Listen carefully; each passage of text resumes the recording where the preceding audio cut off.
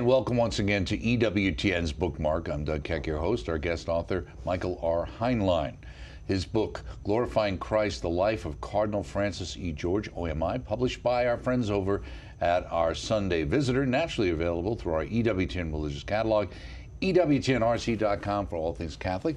Good to see you again, Michael. Thank you. We had the happenstance a couple of years ago to meet at a particular event, and you had mentioned to me at that time that you were working, I guess, on this book, and I told you I love Cardinal George, and when it gets published, let me know, and you were good to your word. Yes, thank you so much for having me. It was a great pleasure to work on this book. Well, what's interesting too, and I think it must be for you as a work, I'm sure it was an effort of love on your behalf.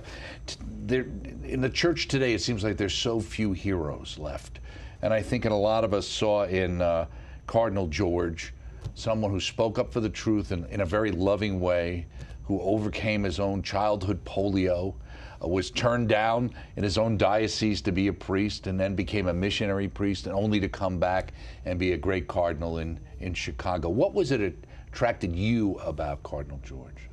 Well, I remember growing up outside of Chicago in Northwest Indiana as a 12-year-old boy when he was appointed, and I liked his laugh, and I liked his authenticity. He seemed like a real person. But then, of course, I came to know his great intellect, his clarity of thought, his nuanced ability to teach the faith. And as a college student, I would read his column very regularly.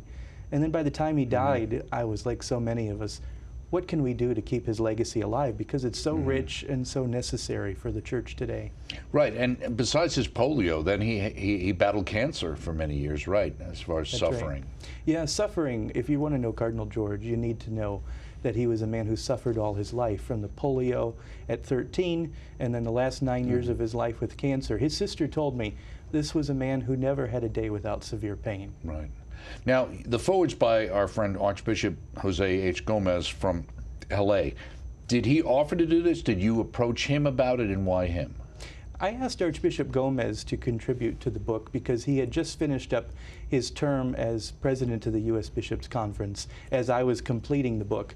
And of course, I had talked to Archbishop Gomez several times while I was working on this book, and he had some really personal insights to Cardinal George. He really admired him, and I think Archbishop Gomez carries on some of Cardinal George's legacy in many ways, so it seemed like a good fit. Right. It's interesting, too. I was unaware until I read the book about his connection because of being in Yakima and the high percentage of Hispanics, obviously connecting with Archbishop Gomez, then a priest, and that they worked together and knew each other for many years dealing with Hispanic ministry, right? Yes, that's absolutely right. I think Archbishop Gomez was in Houston, and Bishop George then of Yakima at the time, he was assigned there in 1990. And at that time, it was a majority Hispanic population, which was a rarity back then. And so they would interact quite a bit and collaborate on different things through the years with Hispanic ministry meetings and so on. He makes the point, he said he knew, meaning Cardinal George, knew that the church must reclaim that history of the founding of the in the United States, because I think he wanted to write, because Gomez always talked about the founding and the Spanish aspect of it, and George, I think, wanted to talk about the French martyrs, right? The martyrs from the Jesuit martyrs.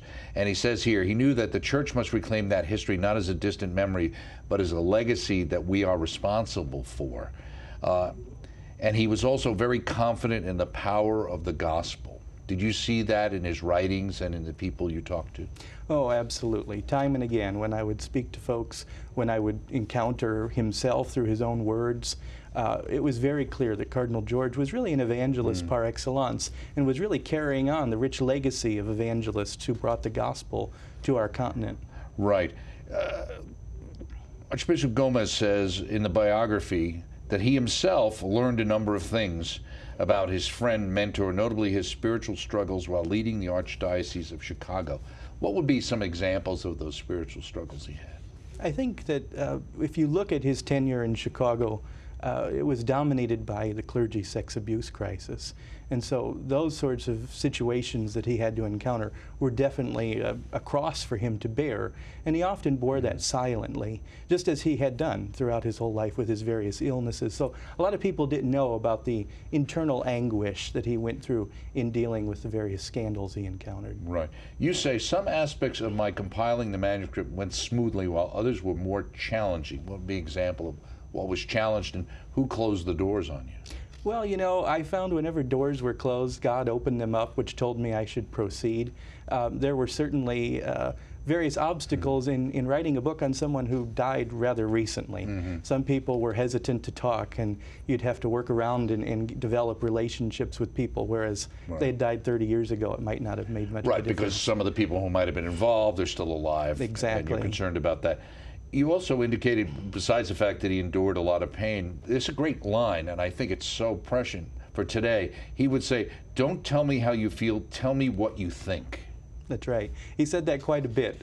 He was a philosopher by trade, of course. He had a doctorate in philosophy.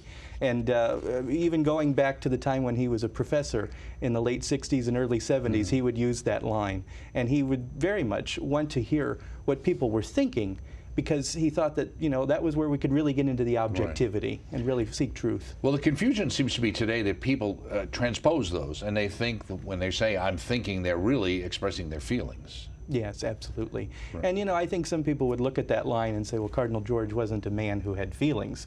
No, he was a human being. Of course he had feelings. But I think that he was trying to get at what's the common bond, what's the unifier, what's objective and what's true. Right. In the introduction, you talk about, I guess you got something that he filled out in '92. I guess there was an interview, actually, that was done. Asked him about a couple of things. His favorite foods were seafood and pasta. His favorite ice cream was chocolate. His favorite movie at the time was 2001: A Space Odyssey. And it was his favorite childhood memory was being carried on his father's shoulders through the snow. Yeah. You think about this young boy who really had to give up what he was imagining for his life at 13, and the suffering that came along with that. And here you have his favorite memory as a child, being taken care of, being nurtured, being loved. Right. And that was something that I think he saw his suffering as you know, enabling him to do as well. So it's, I think, very telling. Right, very Citizen Kane-like with Rosebud, you know. That's right. In some sense, something very simple. Yeah. Memory. Solzhenitsyn, what was his connection with Solzhenitsyn? Yeah, he was asked the question in this interview, if you could be any famous person, who would you be? He said, I'd be Solzhenitsyn. And I think that, you know, reflecting on that, Solzhenitsyn, of course, was a Soviet dissident, and he suffered a great deal by being imprisoned. And I think that Cardinal George saw him, as many have, as a prophet, perhaps for our own country and our own time.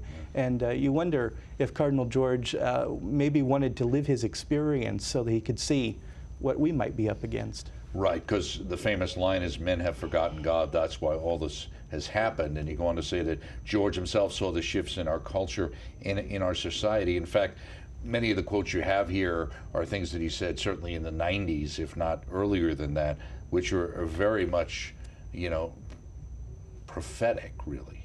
Oh yeah, he really had a way to see things as they really were. But not only that, he could play things out 10 steps down the road. And often people would think, oh wait, hang on a minute, you know, Cardinal George, I don't know that you're really seeing this as it should be. But he could see things down the road, and he could really be that prophetic kind of figure that the church needed. Right, and the fact that he always spoke about the family and as the basic building block of civilization, and feared the government was no longer protecting the family. Well, it's not protecting the family, it's attacking it these days. That's right. And he, as Archbishop of Chicago, had to shut down adoptive services because of gay marriage laws in the state of Illinois. That was one of the most painful things he ever had to do as Archbishop, because he saw the destruction of the family in our culture.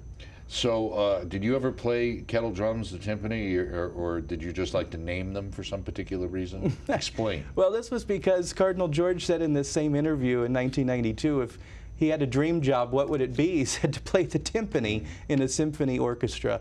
And again, you know, one of these simple things, because he really, deep down inside, was a very simple man. Well, speaking of that, one of the chapters, and you allude to it in the introduction, is something called Simply Catholicism. What is that? In 1998, when he was named a cardinal, he had given a homily, and it became something of a rather divisive thing because many people bristled at it. But he said that liberal Catholicism is an exhausted project, and what we need is simply Catholicism. And so what he was advocating for was that we as Catholics live the faith not in an ideological, polarized way, but really adhering to the objective truth of the faith, living out Catholicism in all its fullness. That means to love justice, but also to love truth. So it was 13 when he was, 1950, when he was hit with polio. How did he react to that? Well, he was lying in bed, he remembered, feeling sorry for himself. And it was kind of a providential thing that a neighbor whose daughter also had polio came and visited him. And he said something to Cardinal George that really shaped the rest of his life. He said, you know, remember that people are always going to be worse off than you, so never feel sorry for yourself. And that really changed his perspective. And, you know, I also heard another story from the Cardinal's sister that when he was hospitalized during that polio for about 4 months, the man who shared a room with him reported to their mother that Cardinal George would often talk with him, but then he'd fall silent. And when he fell silent, he would look over, and Cardinal George would be looking up at the cross. Really? And I think that that was how he could make sense of what was happening to his life. So in your sense of the researching this book, do you think he had a vocation early on? Yes, he had said himself that he felt that God was calling him to be a priest on the day of his first communion. Really? Okay. Yeah, and so he always looked up to his parish pastor. He was always found around the parish helping, serving Mass, what have you. And he really was intent on becoming a priest from a rather young age. He used to play act Mass in the family home with his sister, and the mother, Mrs. George, had to stop them because they were lighting candles and nearly burned the house down. Not a good idea. In Chapter 8, A Missionary Bishop, there's a quote from here you put in from him. The bishop is the center of unity, visible unity. The Holy Spirit is the center of invisible unity in the church. So you try to keep people together for the sake of the mission. Whatever is necessary for that purpose is what I try to do. It's interesting, too, because sometimes people can get upset when they see things going on in a particular diocese or parish, and they wonder why isn't the bishop being a little stronger about it. And he's really talking about that unifying factor that the bishop has to take into account, right? Yeah, it's a constant balancing act, right? That he has to be a man of unity, he has to bring wholeness to the church, but at the same time that doesn't mean that he ignores everything. And so, you know, Cardinal George would be critiqued by being too hard line, but he would also be critiqued for being too soft. Right. But in the end, that's, I think, because he was always after that unifying force that Christ brings to the church. Right, and from a pastoral perspective, he made his goal when he first became Archbishop of Chicago to make a pastoral visit to every one of the 378 parishes. I don't think they have to visit as many anymore, unfortunately. No. And you mentioned that he actually went there probably more than once. I also thought it was interesting in the sense of his humility that most of the meetings with politicians, you say, took place behind closed doors, and he rarely allowed his photographs to be taken with them. And he also, this was, I thought, interesting, greatly bristled at the thinking that made a bishop was the equivalent, basically, for the church of a CEO of a business. That's right. When you look at Cardinal George's life as a bishop, he was really a pastor. He loved being with his people. He visited the parishes. He'd often be the last one to leave an event. But Cardinal George was not someone who saw his role as a businessman. And he really, you know, there was a line that one of his staff told me, when St. Peter meets me at the gates, I don't have to say how much money's in my checking account. I have to account for how many souls I saved. Right. He says, when we think of the church using only business corporation as a model, we forget that our ties to Christ and to one another in his body are closer than our ties to our blood family or to any corporate or civil associate. Those who hear the word of God and keep it are Jesus' mother, brothers and sisters. Through baptism and the Eucharist, the life of the Blessed Trinity courses through our veins. Yes, and I think that you can see in Cardinal George's life the reality of what he's speaking about, because he proclaimed Christ wherever he was. He would take heat for it, he would be celebrated for it, But at the end of the day, he knew that that's what he needed to do, that his job wasn't to necessarily figure out how to redraw the maps of Europe and rearrange parishes and so on, as he said once. But his job was really to bring Christ to the people so that Christ can live in us. And Christ lived in him. Right, and this is what I was thinking about. I guess it was 1987. You note here that he observed on several occasions how the church was destined for a period of institutional decline, which I think it's fair to say we're going through, right? Absolutely, and he saw that. You know, he was writing as Cardinal Archbishop also in the early 2000s saying, look, we have all these buildings, either we fill them or we have to close them. We are collapsing as an institution. And so we really need to think about, how are we being apostles? How are we bringing Christ to the people? How are we allowing the church to flourish? Not necessarily by keeping up structures. So what's his connection with Benjamin Disraeli? Russell Shaw had mentioned that he was kind of like a Disraeli type figure when he commented on his appointment to Chicago. And Cardinal George certainly arrived in Chicago at a time when he had a lot of disunity. And so that's what I think Shaw was getting at. What I thought was interesting too was, obviously he came in after Bernardine, but one of the interesting people he was kind of friendly with was Father Greeley. Yes, believe it or not, Father Andrew Greeley, controversial priest and author, who would be considered, you know, left of center. And Father Greeley regarded Cardinal George as the best Archbishop Chicago ever had. And he also greatly admired his authenticity, his character. Sometimes they'd go to the opera together. Right. You wouldn't agree that his detractors who called him Francis the Corrector were correct, right? No, I don't think that's accurate at all. I think that Cardinal George was someone who needed to be a shepherd.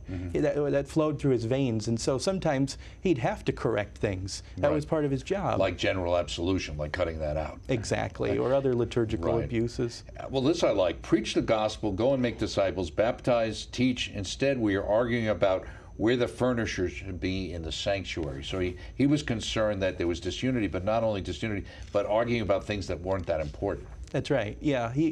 But at the same time, he could also be very concerned about some of those things because it's trying to prioritize. You know, when he arrived, for instance, at Mundelein Seminary on his day of appointment in Chicago, he said, "Where are the kneelers?" He wasn't arguing about furniture, though. He was showing that it's really central to our life of prayer and our life of devotion to the Lord that we need to know how to kneel when we pray. So he was concerned about, you know, things like that, but at the same time, he was not somebody who got lost in meaningless details ever. He said, bishops are not the church. He added, both the liberals and conservatives put too much emphasis on the bishops. What do you think he meant by that? Well, I think that he often saw bishops kind of as the center of Catholic arguments on things. Or the bishop should do this, or the bishop shouldn't have done that. And I think he was very concerned about that because it took the onus off of the faithful. You know, he was very much a bishop, the Second Vatican Council, and saw the lay apostolate as part of the lifeblood of the church. And so he really did not want the bishop to be the only one that mattered in the church. Well, he describes himself, I guess, self-description as Francis is your neighbor. In the chapter you have a good neighbor, and that he was very open to dialoguing with others, and that was really important to him in his public ministry. Yes, he was very involved with interreligious dialogue, ecumenical dialogue. One of the priests of Chicago who I spoke to about that said, you know, he might not have been the archbishop to everybody in Chicago, but he was their cardinal. They all looked up to him. They all admired him. They all saw him as a friend. He was able to build bridges with people that really no one else had been able to do in Chicago. One of the most interesting chapters I thought was chapter 12, A Missionary to the Culture. He said that the culture in which we evangelize needs to be evangelized because evangelizing means bringing people to the faith in Jesus Christ. And he goes on to say here, the internal threats of the church's mission that he identified, looking at both sides here, saying on the left, the church's teachings on sexual morality and the nature of ordained priesthood and of the church herself are publicly opposed, as are the bishop. On the right, the church's teachings might be accepted, but bishops who do not govern exactly and to the last detail and that is expected are also publicly opposed.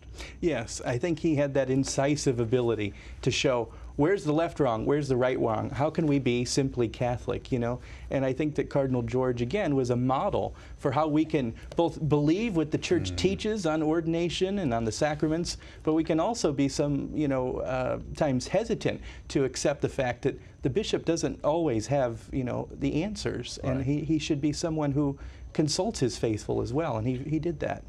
In the section dealing later in there on evangelization is not beating people over the head with a Bible or a catechism or our own spiritual experience stridently and repeatedly, but it does mean more, and I thought this was good, more than the quiet witness of gospel living and Christian service. Evangelization is sharing one's relationship with Jesus Christ, which begins in the evangelizer's own repentance and conversion.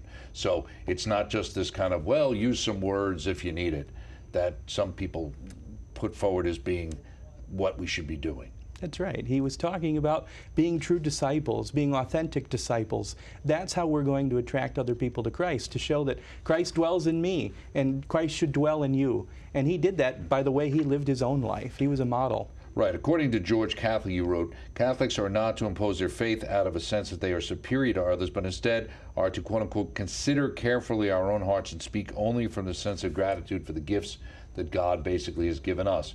You go on to say, one model of evangelization which George turned to in his pastoral letter on evangelization was Saint Therese of Lisieux. Yes, the patroness of the missions, the patroness of proclaiming the good news.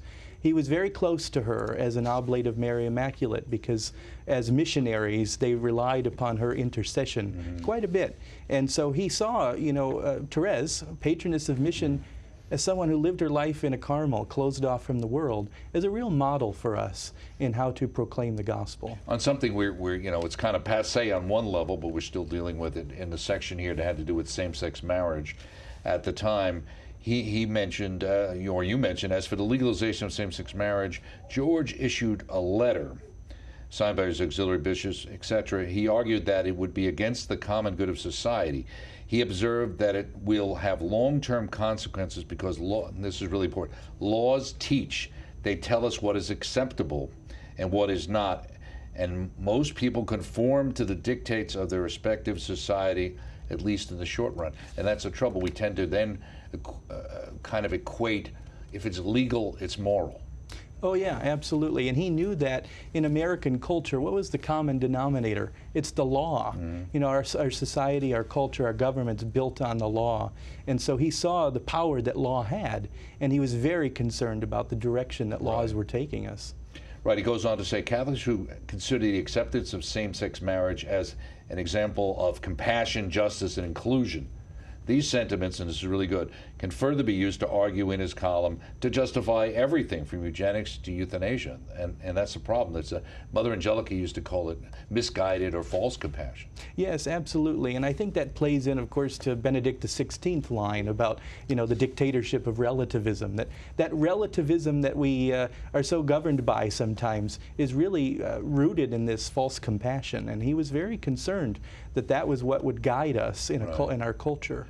He also saw the secularism coming. George often expressed that one of his primary concerns regarding American culture was that religious truth is no longer a public virtue. And that goes back to '92. Yes, that's right. Again, a very prophetic quality to Cardinal George. And he had that famous line where he said, I would die in bed and my successor would die in jail. His successor would die a martyr in the public square. But oftentimes the last part is left off, which he regretted, that his successor would pick up the shards of a broken culture, broken society, and bring them to wholeness and healing. Right, that the bishop who follows possibly martyred, his successor will pick up the shards of a ruined society and slowly help rebuild civilization, as the church has done so often in human society. And that's why, as much as we know we're dealing in tough times, we have to have hope and trust that at the end of the day, this will still work out the way God wants it to work out. Absolutely. And he knew history. History repeats itself. So he was preparing us in a way with this analogy by helping us get ready for what was down the road. But he wanted us to go through it with hope, to know that at the end of the cross comes the resurrection. So in researching this book, what was the thing that surprised you the most? I didn't realize how much he did suffer. I knew he had polio. I knew he wore a brace. I knew he fell a lot. I knew he had cancer. I knew his bladder was removed. But I didn't know the amount of suffering that he really went through. What do you think the biggest misconception the average person would have about Cardinal George that you found not to be true? Well, that he was an egghead out of touch with his people, that he was this intellect who was lost in his head. Not at all. He was a consummate pastor who truly loved his people, who gave of himself daily, despite the pain, despite the suffering, offering himself constantly so that others could come to Christ. Now, I remember talking to you a couple of years ago when you were working on the book. So how long did it take you to actually put this book together? I was working on this book over 6 years. My wife and I had 3 kids in the process while I was working on this book. So in some ways, it's like my 4th child. so when do you write? I write on the evenings, weekends, whenever I can get time. My wife and kids would leave for months at a time to go to my in-laws while I was working on this book. Really? So any other books in the works? Not right now. I'm just taking a little bit of a breather and hopefully continuing to spread the news of Cardinal George's fascinating life. Well, he is fascinating. He was a great man, glorifying Christ, the life of Cardinal Francis E. George, OMI. Thank you, Michael Heinlein, Thank you so much for writing this book. It was a great gift. He's a wonderful example of the church. You should check that out. This book's available through the EWTN Religious Catalog, EWTNRC.com, all things Catholic. I'm Doug Keck. Thank you for joining us right here on EWTN's Bookmark. We'll hope to see you next time.